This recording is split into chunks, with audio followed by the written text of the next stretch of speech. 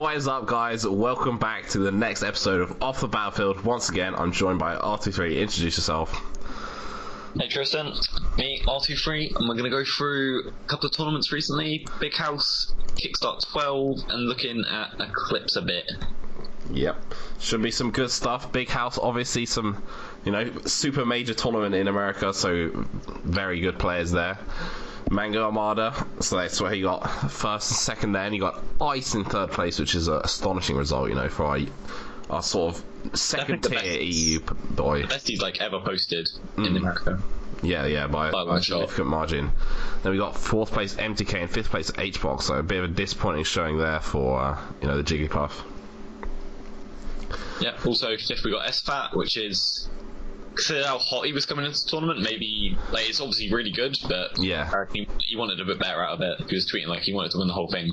And then rounding off, we got seventh with Robe and Pew Pew U. Yeah.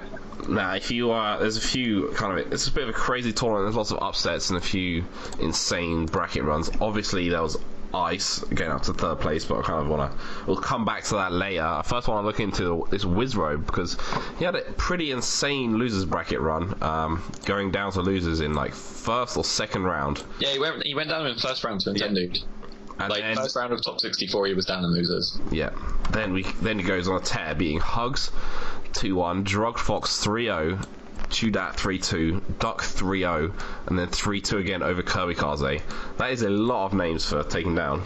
Yeah, a lot of those players were playing really, Duck was looking really good that tournament. He was going really close to Hungry Box. Kirby Kaze beat Shroomed. Yeah, Kirby Kaze was on fire as well. Well. Every time I saw him on stream, I was incredibly impressed by him. But I thought this guy was retired, right? Yeah, exactly. So yeah, obviously Mango actually winning it when we have Armada and HBox at a tournament, definitely quite big. The bracket kind of played into him. He had Ice in the winners semis, right? He had Armada winner semis because he was Mango was the third seed, Armada was the second seed, Hungry Box was the first seed after the summer, and then Mango was 2-0 down to Armada, brought it all the way back, ridiculous set, and then he had Ice in winners finals actually after that. But the bracket just kind of played into him a bit because he had the Moon in winners quarters where he should have had Plup. Yeah, and that's definitely something that we've seen, at least historically, can go either way. Yeah, definitely. Plup's one of those people who can really give Mango a good run for it. Yeah. And then the fact that he got that win in winners against Armada meant that in the grands, even though he did lose the first set 3-1, he went down. He was down again in the second set, right, of grands, but it comes out 3-2. Yeah, I think he went down 2-1. I think it was 1-1 the first two games, and then Armada went ahead, and then he brought it back again. But it wasn't a 2-0 comeback; it was a 2-1 instead. Yeah. It's still coming back from the deficit on the counter pick. Yeah, it's definitely something hard to break. Armada, I know we live in Europe and it's very easy to jump for Armada, but I do feel like he was, a little bit 90%. Yeah, he was coughing a lot during cruise, and I was talking to Prof a bit, and Prof was saying, Armada is not 100%. Armada even said in that, did you watch the interviews afterwards? No, I didn't get a chance. So Armada was saying, he didn't practice as well as he wanted to because he was sick, and then he was sick when he was there. Yeah. Not deathbed sick, but he was... Yeah. He wasn't... He said he wasn't taking it too seriously, which seems crazy for Armada because he's he's Mr. Serious when you look at him. Yeah, definitely serious. Yeah, stone cold face. But on the interview, he seemed pretty okay with second. And he only lost. The only person he lost to was Mango twice. Yeah. So. Yeah, definitely. And he had a pretty favourable bracket as well, I think. He literally played Ladandus, Swedish Delight, Kirby Kaze, Free Sheiks.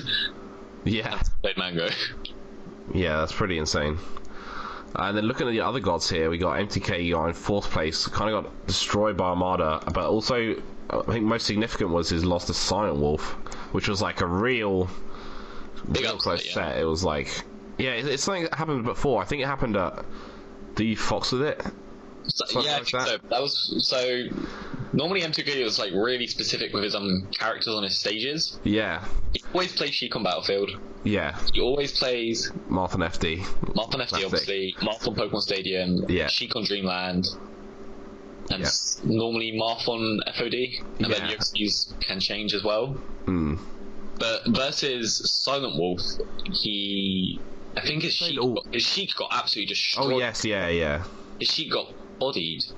Yeah, so it was. And I think that kind of like maybe threw him out a bit, because Silent Wolf is amazing at playing versus Sheik, and he was fantastic versus the Marth as well. But like his normal, what he would counter pick, kind of got thrown out a bit, I think. Yeah, I think he actually lost game 1 as Sheik, and I think that was really significant because he kind of like threw the counter pick away, which meant like Silent Wolf, you know, if you lose the first game against Mutaking, you're definitely gonna get Marth and FD, and then he's got like a good Sheik counter pick on another stage. Yeah, exactly, on another stage on like Battlefield. And it's like he can just steal 2 wins like that, but with Silent Wolf taking the first game so dominantly against Sheik, as well as the mental effect, just having that he sort of like broke the Sheik out, because game 5 he played Marth on Dreamland. Exactly, yeah. It's like almost never happens. Yeah, it's like you think, you know, maybe even Mutaking might have gone for Foxtoes or something instead, but yeah, we'll see. Also, HBox, got kind of, it wasn't his tournament as far as we can tell.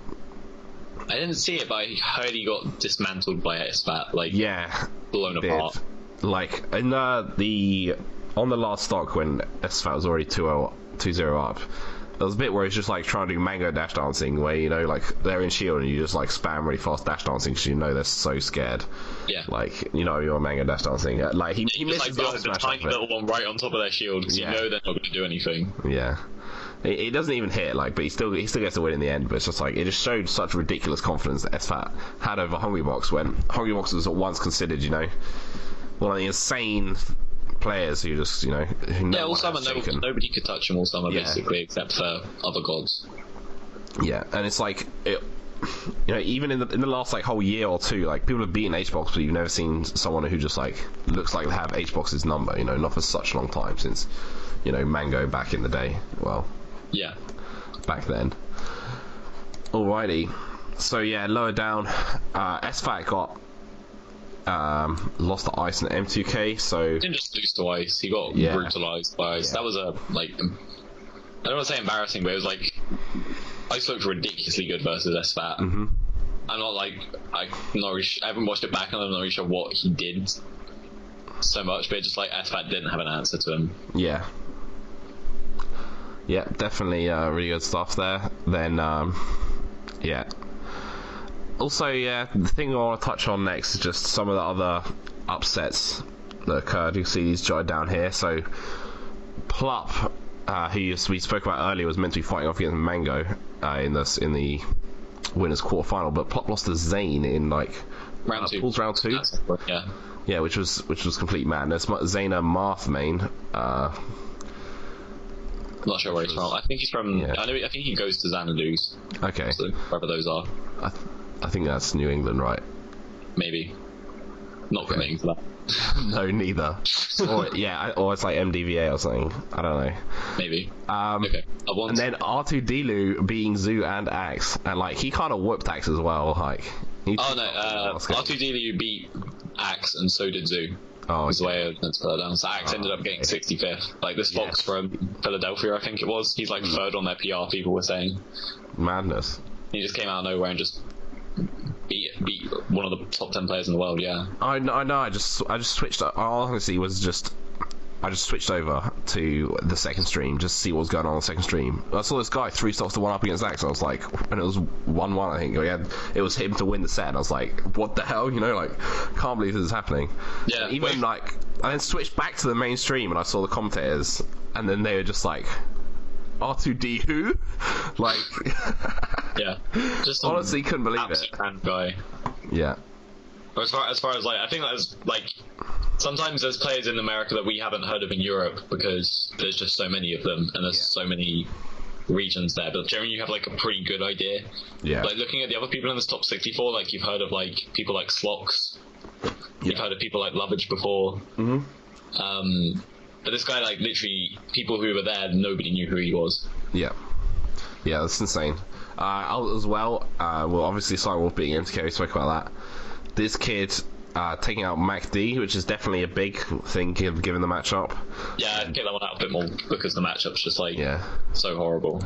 Yeah, this kid's not like that high ranked either. He's like Taj's Mewtwo then over Cobalt as well. Definitely, not what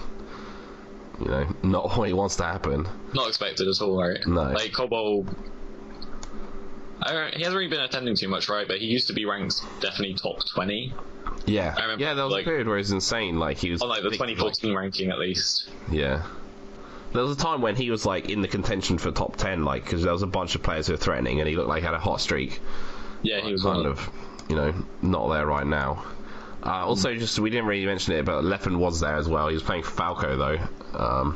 Did he play Falco the whole time, or was he playing? As far as I can tell, as Falco the whole time. So he lost his first round of top 64 to Gatsu. Yeah, Gatsu got that insane like stock at the end, right? Yeah, You're gonna lose it, and then. Yeah, he was like 100 plus, and he just got the grab or the knockdown and just got it. He just did it, didn't choke it, which is really good to see.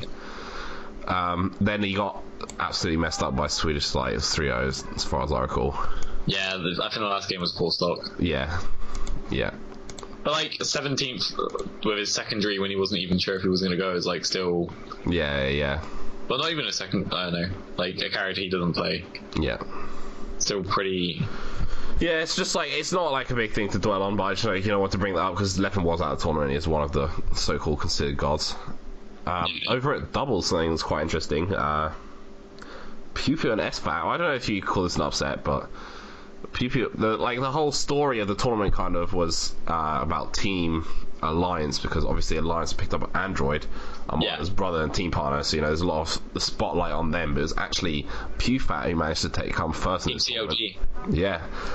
And that was insane. Doubles Grand Finals was absolute madness. Yeah, it was some of the best doubles I think I've seen. Just like you've got these two sets of players who have been playing together for so long.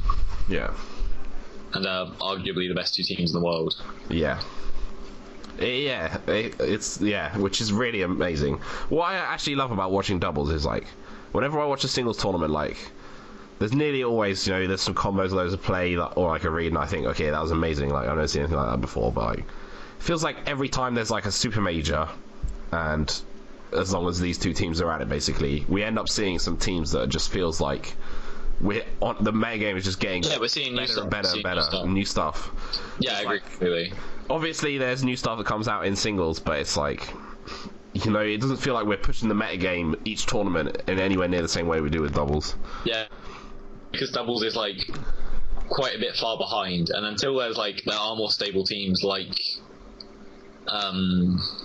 these two, Android Armada and PPUS Bat, like it's going to be people teaming with random other good players isn't going to push things forward so much. Like it's just going to keep it. They're just going to sort of play as good as they can, but they're not going to come up with new stuff a lot of the time. Yeah, definitely. Then rounding out third place, we got Ice and MacD, and then fourth place Chillin and Chu. And that's quite interesting. It's like they've been teaming together forever, right? Yeah. They got the upset over M2K and HBox, which was how they got to fourth, which is a ridiculous upset if you consider the gap in the combined skills of those teams. Yeah. Not like taking anything away from how good Chillin and Chu are. Like Chillin got top 16 in this tournament. He played amazing, but there's an expected result there. Yes, yeah. It's insane that HBox, MTK aren't on this list of the top 4 players, and they're Plup and Westballs as well, not making both of those are the two 5th place teams. It seems pretty insane. How can HBox 10 players? Yeah. And there was a long time where people were talking about HBox being the best doubles player in the world, right? Like in terms of like a standalone doubles player. Yeah, because of the impact is Puff and like the rest, basically. But him not even making top 4, losing, going behind Ice MacD and Chillin Chu. It's just Ice MacD is honestly, I think, the most surprising thing. Like, well, because they've never. They're going against what said here. They're going against you've got a team with someone you know. Yeah. I guess they got the slightly easier bracket. They played Plup Westballs as opposed to HBox MTK. Okay. But yeah, still crazier stuff. All right. So that's obviously covering the top, just the top end of the bracket. But this is the this is a European podcast, so we'll have a quick look over the UK players as well. A few of our, mid-high tier players made it into the second round pool. So BL Taurog losing to Zanguzen and Liam Butler, 193rd into second round pools basically. Yep. Rank ahead of that, just outside top 128 is R23 and Frenzy. Both of you guys won your first round pool, is that right? Both won our pools. Elliot was on stream and he took Triple R apart. Yeah, that was Triple R, like, pretty good Kirby. I'm not sure like if he's ranked where he's from, but people know who he is, sort of thing. And then Frenzy for some reason wasn't even seeded in his pool. Oh really? Like you had to play like the pre-round. You have like a pre-round pool. He had to play a lot of games to get to win his final. So the first round he almost lost to some Peach, like it was 2-1 last hit. Wow.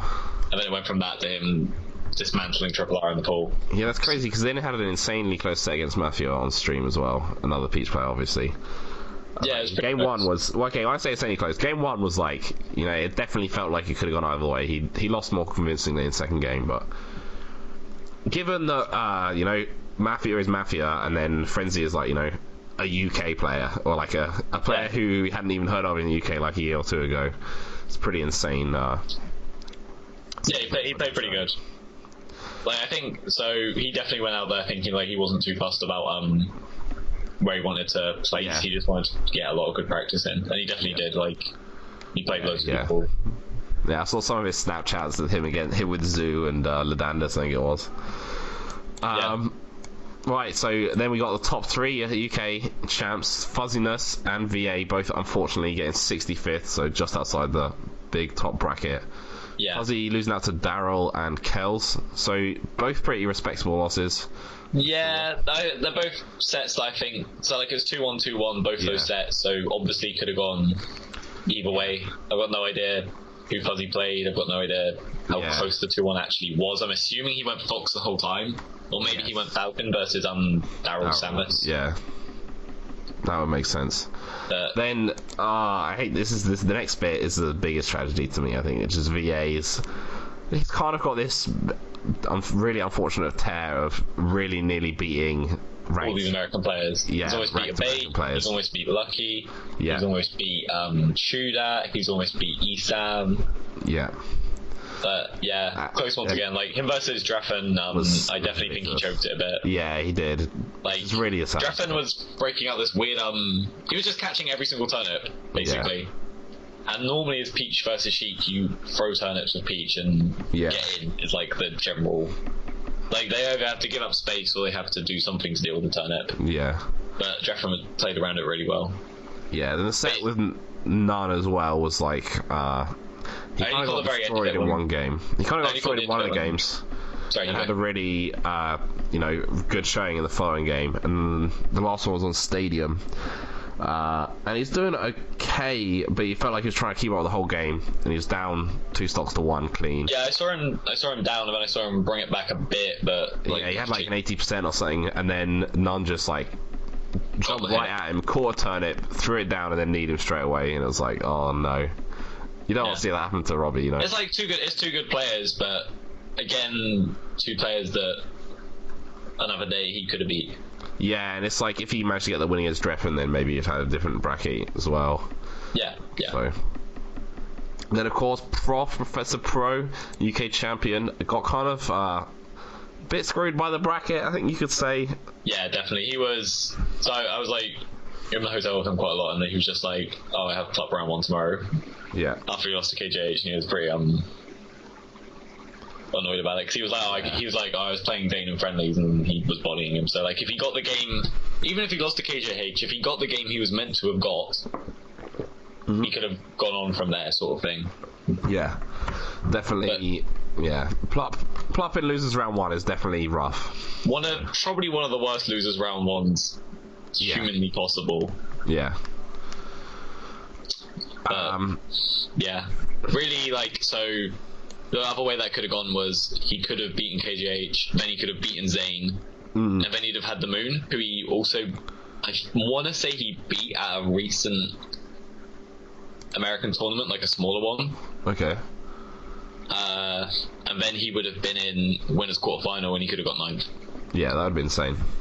So unfortunately, yeah, goes the way it goes. Ninth, yeah. Okay, so yeah, looking across to the continent, there's a few Germans tending to. Fex hits 97th, Kanati and Usleon making it into round 2 pools, but that's about as far. Then, well, you can't talk about Germans without mentioning Ice, who went pretty ham through the bracket, to be honest.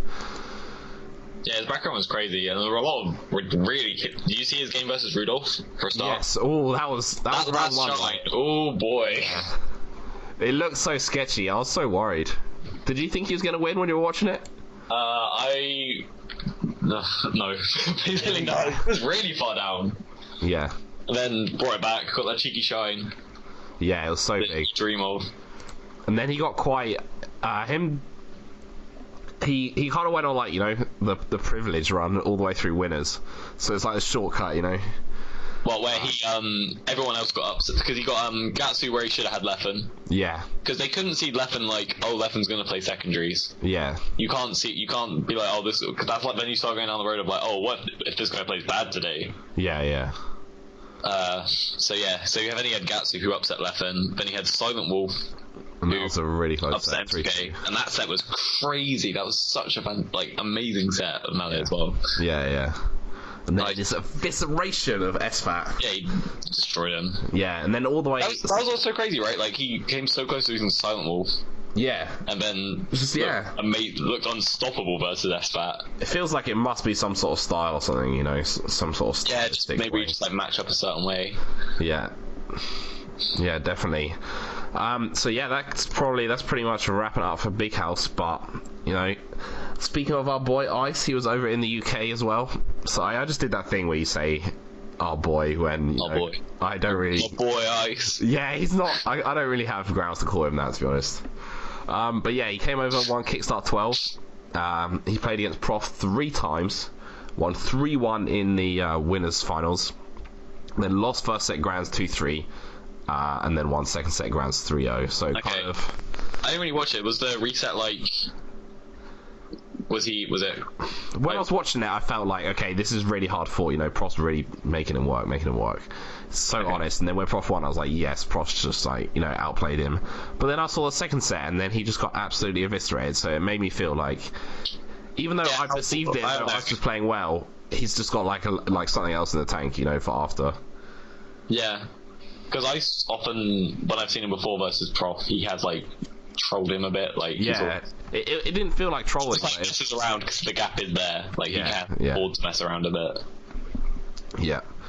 So yeah, Ice first, Prof second, Maya in third was big. We'll get onto that later. Fourth, Zork, and then fifth place, Charlon and Dev. Seventh place, 2 Ice climbers, Unhaven and Alpha Dash, which is pretty bad. Unhaven is pretty crazy. Yeah, it's insane. Big part of that for him was his 2-1 win over Death Gazer. That like pretty much the upset of the tournament. Yeah.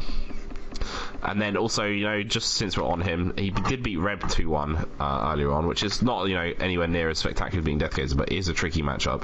Yeah, tricky Peach. Yeah, got no secondaries or anything. He does honestly just play honest Ice Climbers versus Peach. Yep. The other champ for this one, Mai, I think definitely, I don't want to say getting carried by, but definitely benefiting a lot from his Falco matchup experience. Oh well, this is Maxon basically. Yeah, and he's said for a long time, like Samplay, right? Yeah, Samplay like lives in the same region as him. I think it's Lille. Yeah. And he's basically always said that Falco is his matchup. And you know, we spoke about this last episode. He'd been doing, you know, quite well against West Balls at various times as well, like getting better at it. Yeah. So double 3-0 against Zork, then beating That's pretty impressive, because Zork is someone who's like on the come up into like top 30 in Europe region. Yeah. And Mai's like at the, I want to say at the bottom end of like the top 20. Yeah. Sort of. There's a lot of good players from 10 to 20. And like a lot of them can mix and match, but like he's basically, that's like him to like go that convincingly over someone like, you can't come into my, I know you're this close to me on the rankings, but I don't care, I'm gonna double 3-0 you. Yeah. And then I don't know if I want to say more significantly or not, because it wasn't a set win, but twice taking Prof to game 5, and I think the first time he actually had counter pick advantage the whole way through, so it was like So Prop had to win it on game 5 on. It looked like Prop was going to lose when I watched it, the second set especially. Like, I was shouting up the stairs, I was like, Seb! Aaron's going to lose to Mai! And, like, rushed down. But ended up not choking it. Mai, in the second set, went for a game 5 Fountain of Dreams pick. It just really didn't work out for him. Okay. I think he has taken sets off Prof before, but that was, like, back when he came over last summer. Yeah. And that was so a little Prof bit wasn't before, as good as he was. Yeah, before Prof was doing so much travelling and stuff. Yeah. So yeah, big shout outs to Unhaven. Yeah, it's good that he's pushing him, definitely. And obviously, you know, everyone else has done work. Big shout outs to people who aren't at Kickstart because, you know, UK just got exposed to the top. He got Prof as only one in top 5 who's actually from the UK. Where were you to defend us? Huh? Where were you to defend, you know, the UK's placings? Not there. Not Sad. there. Yeah. So the other people that should have got there, like Alpha Dash, Death Gazer, just a bit behind. Death Gazer's, if he, you know, hadn't lost to Unhaven, then he would have come against Charlon in the top 8. So there's definitely potential he would have made it one further there, possibly. Yeah, but yeah, that's the big stuff. Next thing we're going to do, touch on Eclipse a little bit. That's the upcoming tournament in Norway. It's like 400 entrants or something right now. Something like that, yeah. That's total. I'm not sure. Everyone's raving about the first one. Yeah. Sorry, you go. Definitely some big names. Armada, Leffen. That's, you know, I think the match that is going to draw the most attention, especially if we get a Fox out of Leffen. Yeah, if we get Leffen trying. Yeah. That'll be cool. Then also just below them, Ice and Prof, so that's, you know, top 4 potential run back there. Although there's some interesting, you know, wild cards in the mix. Got 2 American players over, well, North American players, Kage and Chillin' Dude. Kage's coming over for it. Yeah. He been like flown out for it, or has he just randomly decided? I think he's been flown out for it, but I looked at it and I was like, whoa. So, you know, definitely something we're not gonna.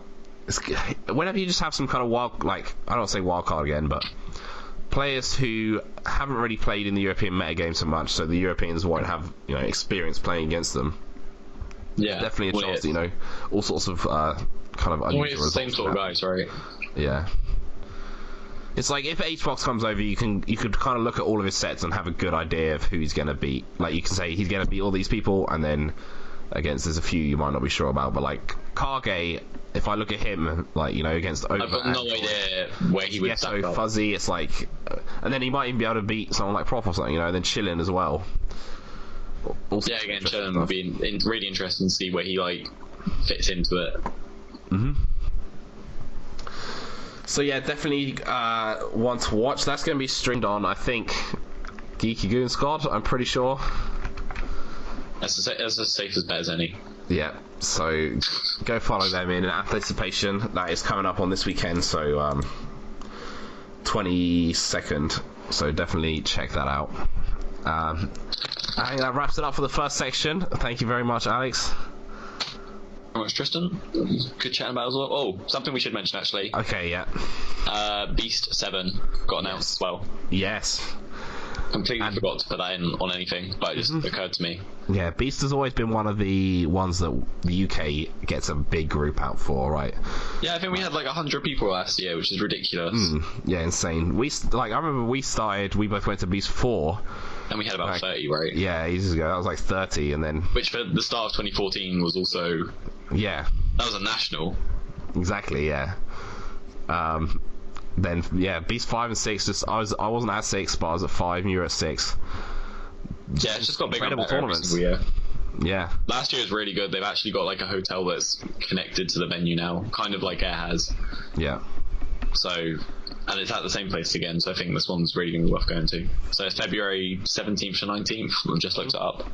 Yeah, get saving up, because it's definitely something you're going to want to come up. If you're in the UK, like, there's not it's very cheap to get there, basically. Yeah, just to be clear, last few times we went to Sweden, we were like booking in advance and getting flights for like 25 quid return, 30 quid return.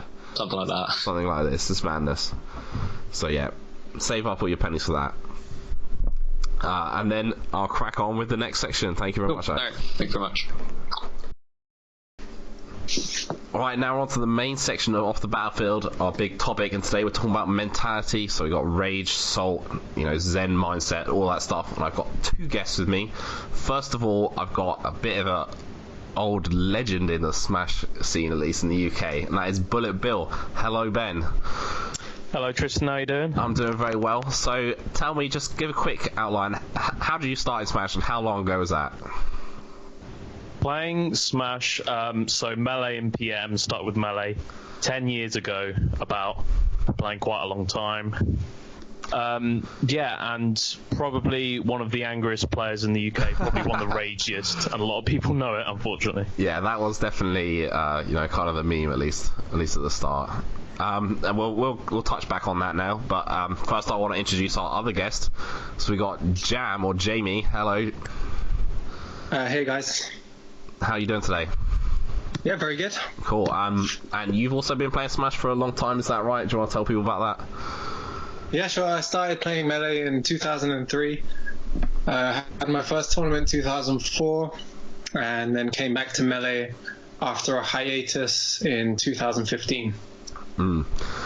Cool, yeah. So got some big UK long-time players here. One of the oldest school. Jam has to be one of the oldest school. You were best in the UK at one point, right, as well, Jamie? Yeah, I think so. Okay. I think what I had was I took a set off the Doug, which no one else did. Okay. But whether I was the best is arguable. Okay, still pretty impressive stuff. So yeah, we'll just flip back to Ben. We're talking about, a lot of people know Bullet Bill. Definitely been one of the more ragey players, kind of like the old... If any of you know Manula, then it's kind of like the original Manula, but not quite the same. Definitely a big rage quitter and all of that. But when you came down to my house the last two times, there was not a single bit of, anger or soul, just all jolliness. So what's happened to make this transformation? Well, it's been a few things. I'm not going to say it's not the first time that I've tried to calm down, to be fair, because I get angry quite a lot, really, really, really often. Every session with the friendlies, nearly every tournament, there's always something that makes me rage, and it's not nice. Obviously, it's not nice for other people, and it's not nice for me. It just gets me into a really sort of bad place, and I play worse, so it doesn't really help my game anyway. And it's just not really that nice. So this hasn't been my first time, but this is looking a bit more promising, because like you said, I've played since, and I've gotten much, much, much better, and I've stayed a lot calmer. And basically, I boiled it down to ego, in terms of how it's because I think I'm good, or because of how good I think I am. And if I keep that in check, then the rage gets much, much, much, much easier to deal with, and I get far less of it.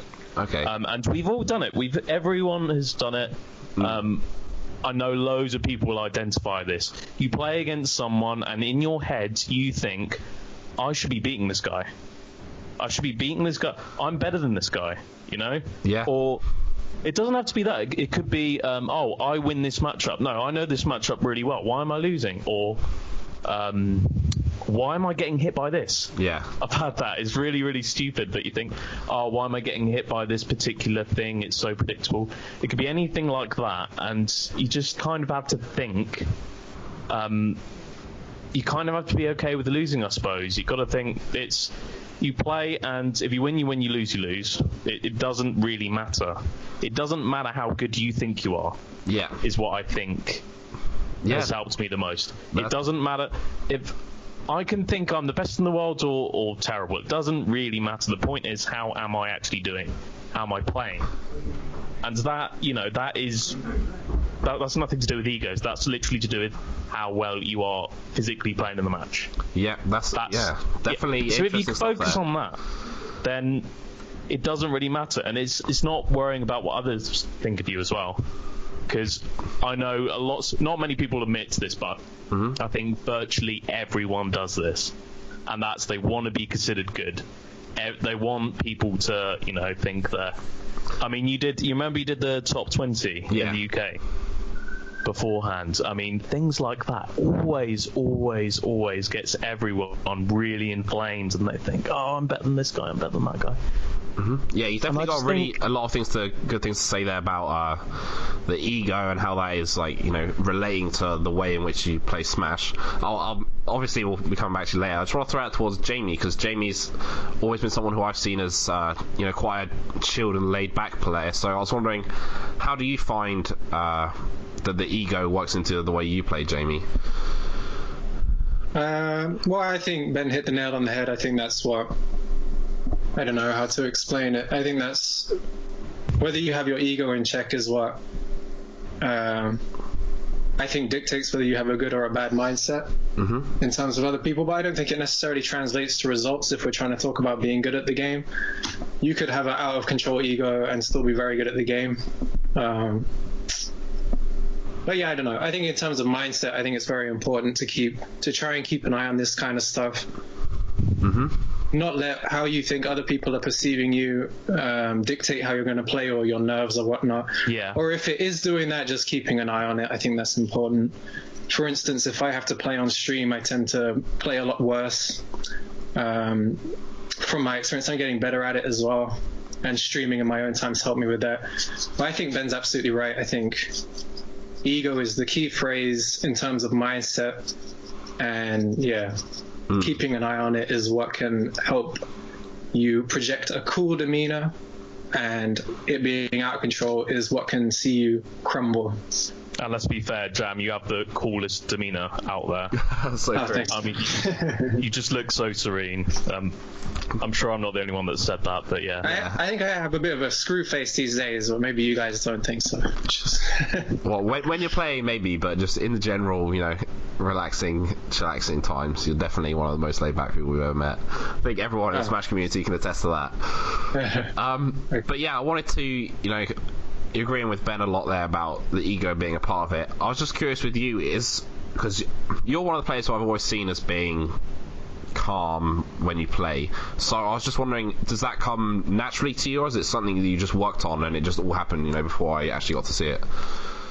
I was thinking about this a little bit earlier. When I started playing Melee, I remember my first tournament, there was no such thing as tournament nerves, but we weren't playing for crowds. The people who I beat to get far in the tournament, this was a 65-man tournament in 2004, the people I beat to get to, I guess it was losers semis, were all salty about having lost, so no one was watching our match. But I just remember, like, there was no culture around tournament progression like there is now. People wouldn't feel obliged to watch high-level Melee. It was so much smaller. Yeah, smaller and more personal. Yeah. Everyone was just coming with how they just played the game with their mates. There was no culture around it like there is now, where you have a stream and you have a routine and everything proceeds according to a very established, progression. And you have expectations, some players especially. Yeah, absolutely. And you definitely do, actually, Jam. You've got that to deal with, probably more so than I would, to be honest. What do you mean exactly? What are the expectations? Sorry, Ben. Oh, as in people recognise, Jam is a decent player in the UK. Jam's pretty good, so I would expect him to. Let's say if you're playing on stream, people be watching that and thinking, I think Jam will win. Yeah, so that's what you're saying about playing on stream. That's one of the things that isn't quite as nice. I mean, I can imagine is that people are going to be thinking who's going to be winning, and it's not nice to have to deal with. There's definitely sorry if you don't mind, real quick. Like one of the things that we spoke about, especially you right at the start, Ben, is your expectations of yourself, where you're trying to reduce your ego or keep it in check so you don't expect too much from yourself. But then there's also this external pressure where if you started getting a few good results, then people are saying to you that they expect you to get a certain higher, and it's this pressure from outside which can also catch up with you. If you had something to add to that, Jamie. I agree. Okay, yeah. Tristan, actually, do you mind if I bring up Manula? And I'm not gonna tease him or anything like that. I just want to use him as maybe as an example. You go right ahead. Manula, and I've had this happen to me actually.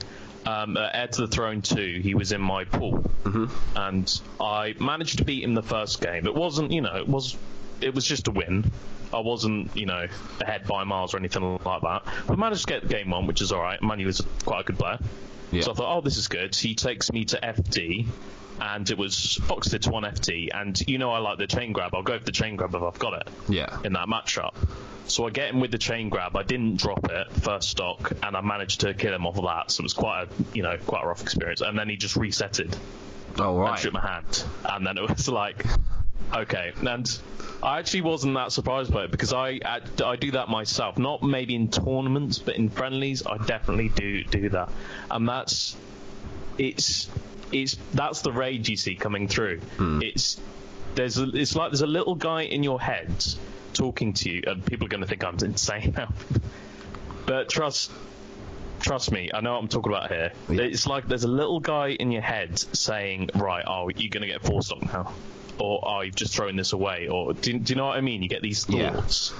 The niggling and so you think, just forget it. Just forget it. And just not deal with it at all. Whereas actually, you should just think, okay, whatever. Got hit by something really lame. That's melee, and get back into it. Because he was playing Fade, wasn't he, in that match? And Fade got killed by... he just got caught out with the Shrine, didn't he? Yeah. And just died just like nothing. As everyone knows that can be how it goes. Seen the video, yeah. But Fade, you know what he does? He shakes his head. That couldn't have been nice, but just gets on with it and be like, you know what, next stock. Let's see what I can get. Yeah, and more often than not, you can come back. You don't think you can, but you gotta try and get rid of these thoughts. It's like against top players. I really hate a lot of players' mentality when it comes to top players. You shouldn't really think of them as top players in a way, because you're just going to think, I'm going to lose to this guy, even though it's likely. I get that it's likely, but it's a bad mentality to have. I think if you're playing against Prof, you think, okay, obviously you're not going to be the favourite, but these upsets do happen, and they can happen. Yeah, definitely. I mean, so I want to throw this over to Jamie, because Jamie's okay. If some of these have been a while ago, but there was a phase when you were on the come up since your return to Melee where you took a few sets that you were definitely unexpected to. I remember you beat Alpha Dash at Legend of Melee, and that was a big surprise at the time because you were still, in the up and coming group. So how was it, running through your head when you managed to, take these games and take these sets off the higher ranked players for you? Let me think. Well, Alpha Dash, I'm going to jump for him. He wasn't having the best day. Okay, yeah. And he had sore hands or some stuff. I can't remember. But, that was an example of me. Literally, Fuzzy said to me, I was like, oh, Fuzzy, how do you play Ice Climbers? He was like, you camp the top platform. So I camped the top platform, and that's what I did. And it worked out very well. And, in terms of mindset, I guess just sticking to a game plan in that sense was good. I think I remember that set. There was something else. Yeah. There was something else I wanted to talk about in terms of my... Sorry, carry on. I'll come back to it. Yeah. Anyway. I think what you said about the game pattern is important. This is something I've spoken about in the vlogs before, by the way. Everyone go watch those, by the way. But it's just like something you can anchor to, and just like if you ever get... your thoughts get lost, you end up thinking about, oh, I'm going to lose, oh, I'm just about to win, or whatever, your thoughts go off in a million different directions.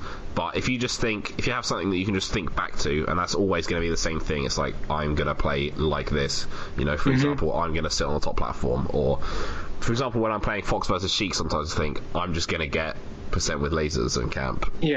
That's it. I mean, I kind of had an anchor into just sitting in that chair and playing a match in that instance, which was, this is what I'm trying to do, instead of my mind going all over the place. And actually, as an up and comer, it's like Ben mentioned earlier, you don't have all that expectation from people, so it can be easier to kind of surpass yourself and your expectations, and that's why upsets are so exciting, actually, in a lot of ways.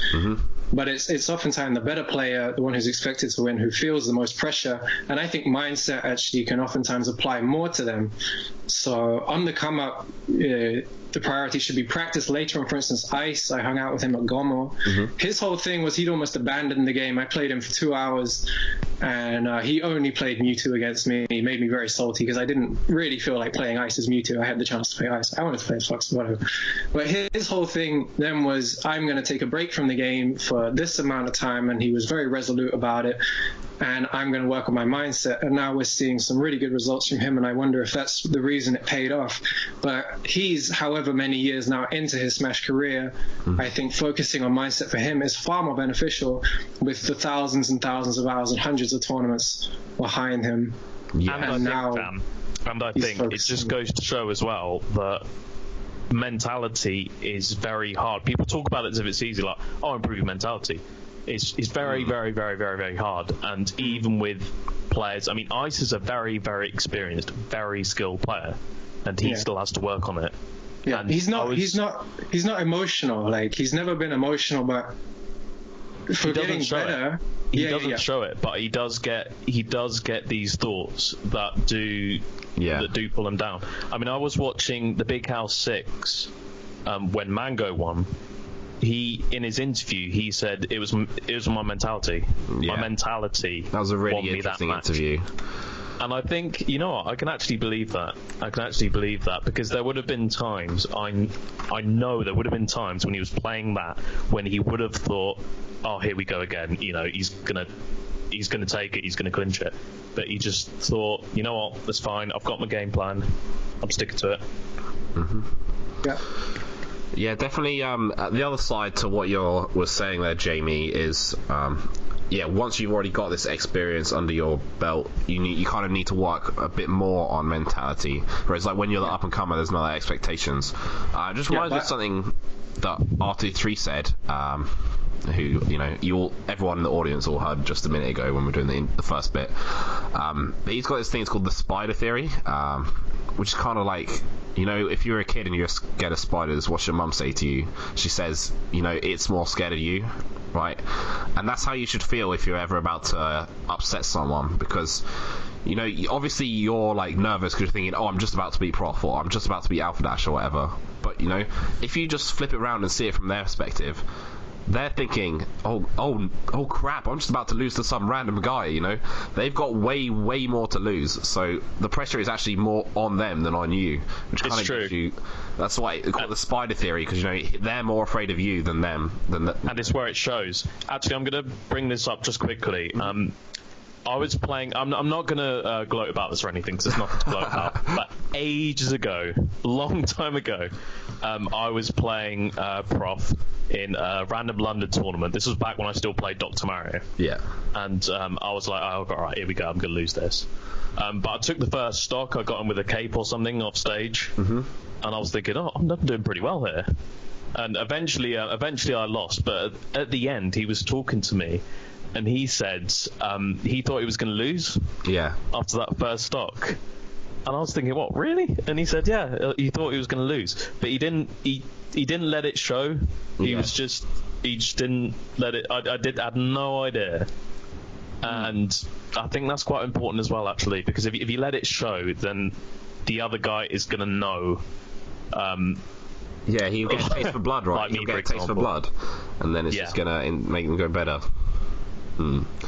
That's another thing that Ice was talking about in this Big House interview. He said, like, halfway through a set with SFAT, like, took off his hoodie, like, people, like, jackets off, which normally means, like, you're gonna try harder.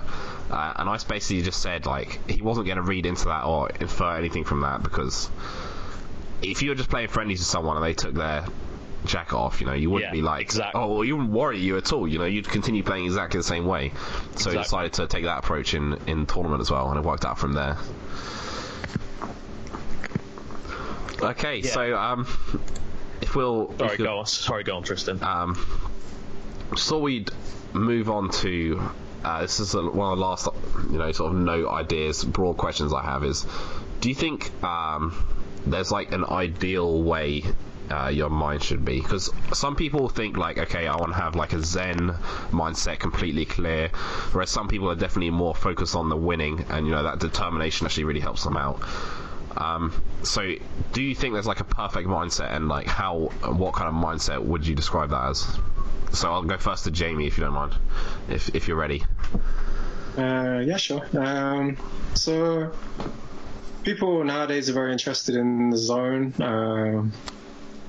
Do you know what I mean? Like being in the zone, and I see a lot of talk about it on Twitter. Maybe it's just Vince talking about Kuroko no basket. I don't know.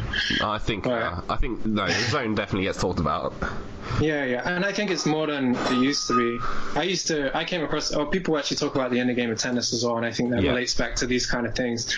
And what the zone, from my understanding, is basically a state free from thoughts. So imagine you were just saying, imagine you actually have words in your head while you're playing, which is saying, oh my god, I'm about to beat this guy. And then you go through the process of, no, wait a minute, he's actually more scared of me. I don't think that can I think if you're in the zone, you're not going to be thinking like this. More than anything, you may even be unaware of what stock you're on. Whatever else, all you're doing is flowing. I don't know how else to explain it. And that's how I see it. Really, my perfect mindset is one where, imagine for these top players, if they're on the stage, I imagine their most amazing Giphy cats when there's no, the audience disappears, everything disappears. It's just the game's just flowing through them, basically. So, yeah. Ben, do you agree that being able to just get into the zone at will is the best mindset? I agree with Jam, because I know what he means by the zone, and the way I would put it is when you play and you're completely focused, or as focused as you can be, and that is on the actual just what's happening in the game. So you're just thinking about, right, what combo am I going to do next? What am I going to approach with? How am I going to recover? Things like that. Do you know what I mean? So you're very. In fact, that's how I play quite a lot with Fox, because I play Fox. My tech skill isn't very strong, so to play Fox well, if I want to play Fox well at all, I've got to concentrate. So that's kind of like I don't really get a choice in that scenario anyway. I've got to focus. I've told loads of people about this. For me, there's another mindset as well, which is the one I'm using, and that is the one where I basically say, I don't care if I lose to anyone. I don't care if I lose to anyone. I don't care if I lose multiple times in a row. It doesn't matter. And it doesn't really matter if I win or not. And because I can still enjoy the game without winning or losing. That shouldn't really matter. And through that, I might even actually play better anyway. I don't know if that's the case or not, but for me, where I'm at the moment, I still want to improve. Don't get me wrong. I still want to improve. But for me, it's not I'm not like Frenzy or anything like that. I'm not super motivated. And for me, I just want to get a bit more enjoyment back into the game. Because when I'm raging, I'm not enjoying the game. So that's cool. I think what I was talking about is like this almost ephemeral, fleeting concept, which sometimes it will happen to you, and sometimes you'll be completely out of it. And what Ben is talking about is along the route, or the more practical sense of trying to play the game better. You have to understand where you're at, how you're feeling, and then try and take steps to surpass yourself. No, I think what Ben has suggested, I found, is definitely, well, I mean, it's worked for him. Bullet Bill is the infamous rager, has become Bullet Chill. So anyone that's played me for any length of time, including you, Tristan, will know. So that definitely feels like a really great mentality for sort of working out these problems of rage and soul, if that is something you have. In terms of what is the best mentality for winning, then I think I've kind of tried to take this approach where I don't care if I win or I lose, or I don't care if I lose to this guy or that guy, and it does kind of make you play better, I felt, because the pressure is off you in a bit, the expectations of yourself aren't there. But equivalently, that kind of seems to work against what the very top players need all the time, which is an intensive practice regime where they have to work on X and Y and Z, so all the technical aspects of the game and all the matchups and all of that. So I was wondering if either of you had something you wanted to pitch in about whether it is good to be deeply invested in winning, or whether it is better to just take a step back and not worry so much about the results if your aim is to be the best at Smash. Do you want me to go? If you got something to jump in. I think it depends. I think that for players like me and potentially a few others, unfortunately have a natural tendency to get angrier, and because of that, you kind of have to try and focus on not getting angry, which is a little bit of a shame. But for most players, I think for most top players, to be honest, I think they can do that anyway. They can play to try and win and improve, whilst at the same time not getting salty or ragey that they lost. To be honest, Jam, I think you have that mentality. That don't get me wrong, I'm sure you get ragey sometimes. Everyone does, but I think it's basically I think it's more easier for certain players than other players. I think the top players definitely have that. You see them playing friendlies or streaming and things like that, and they can even play very, very relaxed and well at the same time. So they're not committing too much, but they're still playing very, very well, and they're still putting a lot of thought into it. So I think it just depends on it just depends on what your strengths are, to be honest. But I don't think I think everyone can improve their mentality. It's just slightly different for different people. Yeah, for sure. Anything you want to add on that, Jamie, or are you pretty content with that? Yeah, I'm pretty content with that. I'd say keep looking at the people at the top of their field, try and emulate what they're doing. If you see people who seem to stand out along the way, cherry pick bits and bobs what you think they're doing that seems to be leading to some success. But keep your eyes on the people who are really doing it, you know. So I was just saying, because in terms of Ben referencing me as a good example for remaining calm, mindset and remaining calm and stuff. I was then thinking of Armada when he sits down and puts the smack down on a level 1 Fox for 4 hours, you know. Yeah. There's a contrast there. Armada's grinding on tournament day. Everyone can see that. He won't take any other challenges. That's another example of this kind of tremendous willpower and mindset. But he's, you know, just trying to get warmed up and stuff. And then there's me, who maybe on tournament day is good, but I'm not winning tournaments. I just wanted to kind of frame that somehow. Yeah. I understand what you say, because Armada's definitely got that, you know, like, you know, it can help to step back and not care about the winning or losing. Armada definitely cares about the winning, you know, there's no question about that. Everyone knows that. But he's obviously managed to make that work for him in a way that is constructive. You know, and not going to cause him problems. Like, if he does have one setback, it's not going to, you know, completely set him off. So that's definitely something, you know, that these top players have had to think a lot about.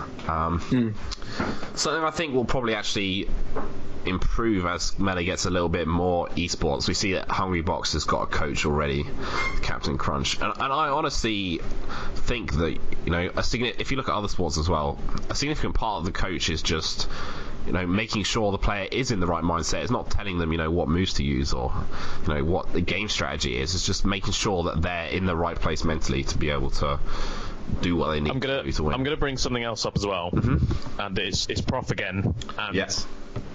This was back when it was another London tournament, and I think he was playing Fuzziness in the final. And it was at that stage when they were going. It was sort of a bit of a contest between the two. Prof wasn't sort of leaps and bounds ahead of Fuzziness as much as he has been in the past. So Fuzziness was playing Falcon at the time, I remember, and Prof won one game, but he was worried. I could see in him that he was worried that Fuzz was going to come back. But at the end of it, I was just talking to him. I was saying, like, yeah, okay, keep going. Yeah. And basically all I meant was, you're doing fine, just keep doing what you're doing. Do you know what I mean? Yeah. And actually he said to me afterwards, or I think he said on Smashboards or the Facebook group, he said that it really, really helped. So just even that, and that was nothing, to be honest, can help just so much. Just steady your nerves. It's just... I think we all get a taste of this topic you were bringing up about coaching, Tristan, when we play teams and we have a teammate. Yeah. Especially if we switch around a lot, you will have people who have different approaches to encouraging each other and trying to work together for the victory. So I think everyone who goes to tournaments and competes in doubles gets a taste of that, especially if they play with multiple people. And crews as well. Yeah. And crews. Yeah. To be honest, it makes me want to just say to just sort of anyone who's any good at Smash at all, you know, if you go to a tournament out of region and some people come with, you know, the people who you play against come with you, so, you know, actually go traveling outside the region for a bit, just go and support your boys, because, like, if ever I'm in a Kickstarter or whatever and there's a Southampton player or two there, like, I'll go check in on them on pools, you know, just put in a nice word. You don't have to sit there and hold their hand the whole time, but, you know, it's just can help them, just a small gesture, like you were saying, Ben, just saying, oh, come on, you know, more of that, that's good stuff, keep it up. Can just have, like, a really significant effect on the newer players especially, and just people. And actually, if any of you know Fish Eat Corn, I do, he's done that before with me in the past. He's actually coached me, and it's helped so much calm me down. I don't know what it is, but it is very, very, very, very helpful. I don't know why. It's just him. He's just watching me in the background, and I think he could tell that when I'm, you know, getting angsty. Yeah. And he says, just don't worry about it. You know, next stock or whatever. Yeah. And it helps so much. It's crazy how much it does actually help. Yeah, so definitely support your boys. I think we're gonna wrap it up about there. Have you got any thanks or shout outs or anything you want to give Ben first? Thank all your fans. Just thank all my fans, all the millions of them. Yeah. Thanks to Northwest probably. Okay. I love the Northwest, and yeah, that's it. Thanks for inviting me on, Tristan. No, it's a pleasure. Jamie, any shout-outs from you? Yeah, thanks for having us, Tristan, first of all. Pleasure. Yeah, it was awesome. Follow me on Twitter, twitter.com/air_jam. Follow me on Twitch at twitch.tv/poppinjam. And check out the Smashbox Weeklies. Yep, Smashbox Weeklies. What's out every Wednesday, or Wednesdays or Thursdays? Wednesdays or Thursdays at the moment. Wednesdays or Thursdays. Yeah, love Jam stream. There. Yeah, it's definitely the most chill stream. You know, non-tournament, just like house stream that there is. In the whole of Europe, I think, honestly. Thanks. So yeah, check that out, and then we'll crack on with the next section of the podcast. Thank you very much, guys. Awesome. Thank you very much. Cheers, Ben. Right, and now we're on to the final part of the podcast, Smash Goals, and I've got a Scottish player for you today, Time Muffin PhD. Introduce yourself. Alright guys, how you doing? I'm Time Muffin. My real name is Fraser, and I'm from Scotland. Cool. You're a name that's definitely been becoming more commonplace in recent times with your big shooting up on the PR, but how long have you been playing Smash, and sort of where did it all start for you? Yeah, I've been appearing a bit more due to me actually traveling now. But in regards to how long I've been playing Smash, I've been playing Smash for about 2 years. Is how long I think anyway. I started with Project M actually. Okay.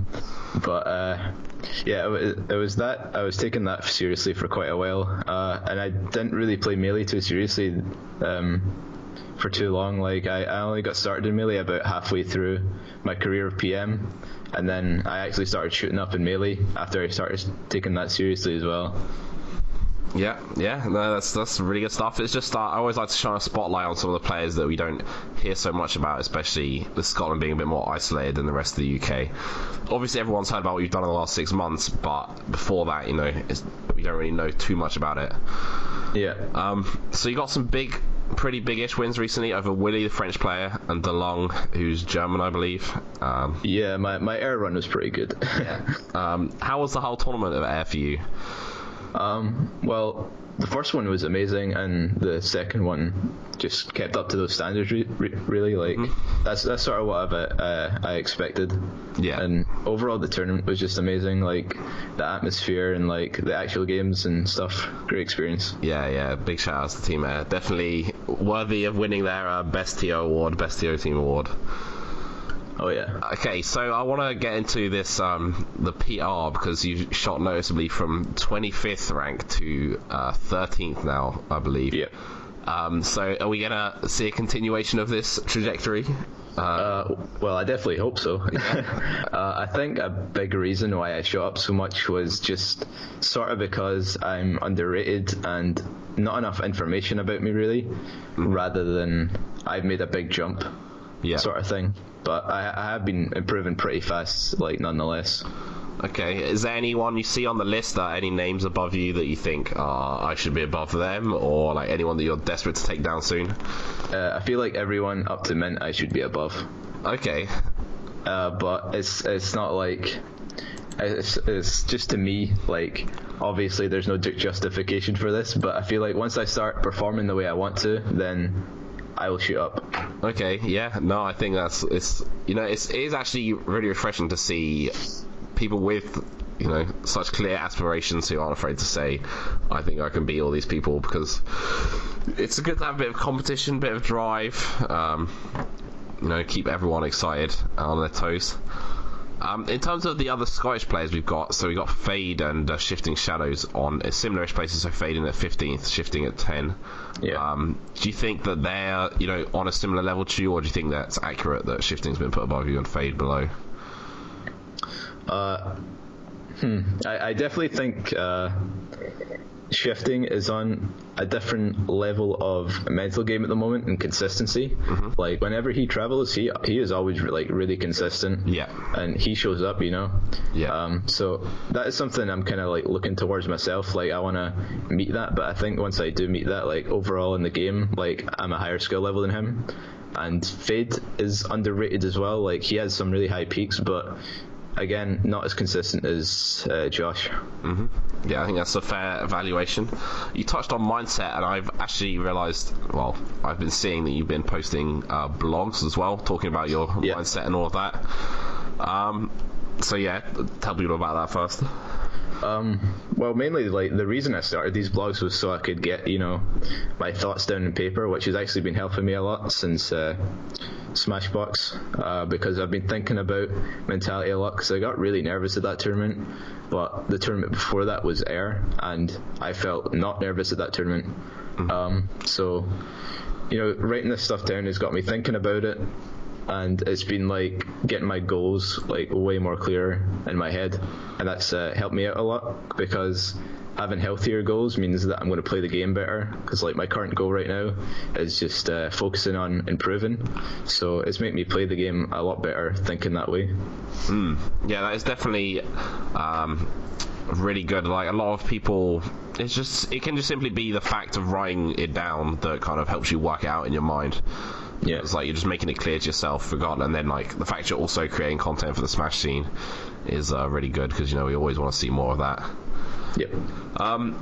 So in terms of back to the old PR, you say you can you reckon if you get your mindset all together, you can be beating everyone up towards mint. Yep. Are you sort of player who sets yourself like a time frame for these goals? Are you saying in 6 months I want to be here, in 1 year I want to be here, or is it just you're just taking it one step at a time? Yeah, it does feel like more like one step at a time. I feel like time frame would just put too much pressure on myself. Okay. Whereas like if I focused on improving, and then the wins sort of come with it, then it just feels like a bit more reasonable. Yeah, definitely. You got any plans to be travelling in the upcoming months? I'm looking to go to DreamHack Winter. Okay. Because that seems like a different kind of experience for an event. Like, it's not just like a Smash tournament, it's like all these other games and stuff. So I want to go for that reason, and because it's sort of a big tournament as well. Yeah. And then there's big Battlefield in Scotland as well. Yeah, that's 5th of November, right? Yeah. Okay, so yeah, definitely go check that out if you're anywhere near Scotland or in any way interested in some Melee in that region, because it's like an ongoing series, right? Yeah. They're trying to get it like more consistent. The only other thing that I'm planning on going to is I went to Berlin with my family, but there's going to be a tournament at the Meltdown there, so I plan on going to that. So that'll be cool. Yeah, definitely a good chance to get some experience from the international players that'll be there. Okay, wanted to quickly touch on as well the fact you're one of the, I would say, quite few sponsored players in the UK. Yeah. Sponsored by Perilous, so obviously shout outs to them. But how did that come about, really? Well, the funny thing was, I know a guy from the Smash 4 community. Mm-hmm. He was originally talking to them, and he got picked up by them, and then they started posting oh, we picked up this player, Jakobin, just so everyone knows, is his name. And then I saw this was happening. I was like, oh, there's a small time sponsor around here. I'm going to send them an email. And they got back to me because I know this guy and he referred me back, sort of thing. Oh yeah, you should definitely pick up this guy. I know who he is and whatever. Yeah. So that's sort of how that came about. Okay, yeah, that's cool. I always like to see any sort of company or organization team sponsoring Smash players, because it does just support the player, allow them to not stress so much and just have that backing that can help them improve and keep the scene competitively. Yeah. So yeah, shout out to anyone who does that. And is there any tips you'd give to anyone who is trying to get sponsored themselves? Well, the only thing I would say would be no matter what sort of level you are looking for a sponsor, just be super professional about it, because when I sent them my email, the first thing they said to me was thanks for being so professional about it. You kind of have to be. Yeah, that's one thing I think a lot of people don't really take away. Obviously, we started a very grassroots community, and it's become more and more esports, and a lot of people have negative associations with that. But conducting yourself professionally is just important in the real world. And whilst there is more money and business coming in towards Smash, having that professional appeal is really significant in terms of sponsorship and all that. Yeah, even in your game, being professional helps. Yeah. And it's just a good stepping stone going forwards, because we're only going to get more and more esportsy, if you know. Yeah. So just being a good face for your organization is definitely super important. No one wants a wild card, someone who can act up. Okay, so we talked a lot about where you want to be in terms of on the PR and stuff like that, but I kind of want to ask a more nebulous question, which is not what rank do you want to achieve, but what is your end game for Smash? Okay, is it in the end I want to be the best in the world, or what is it? What is it for you? I don't really know, because ever since I started this, I want to be the best, but that is something you really have to think about properly, because it is a very serious goal. But for the moment, I've just been sort of doing the smaller goals. My original one was be the best in Scotland at PM. So that was the first one, and then I've got be the best in Scotland at Melee, which is sort of in the works. But I'm in contention for that, and then it's sort of be the best in the UK. So I think those are more achievable goals, but I guess the end goal would be the best. But I've not seriously considered that enough yet. Until you don't really know what it's like until you get there, Yeah, it all makes sense. It all kind of feeds into your, one foot before the other, step at a time process. You don't want to get caught up in a really lofty goal that's it's just too far away for you to actually take steps towards. Yeah, for sure. So yeah, no, it's really really good to hear from that. I think that has kind of wrapped up this segment, so I want to just ask you, is there anyone you want to give a shout out to, anyone you want to say thanks to, or anything you want to say whilst you have your little minute on the off the battlefield spotlight? Well, yeah, obviously shout outs to my sponsor, Perilous Gaming. Make sure to follow them on Twitter. Perilous Gaming is where you'll find them on Twitter. Shout outs to my brother for getting an honourable mention on the PR. Yeah, people need to watch out for him. He's pretty good. Definitely not a 2-1 against Howe at Smashbox. Definitely a 3-2, but we'll pretend that didn't happen. Okay. Yeah, that's about it. Alright, okay. Can people follow you on Twitter? Yeah, you can find me at PRLS_TimeMuffinPhD on Twitter, and you can find me on YouTube at TimeMuffinPhD as well. Alright, check him out. Thank you very much, Fraser. Cheers, guys.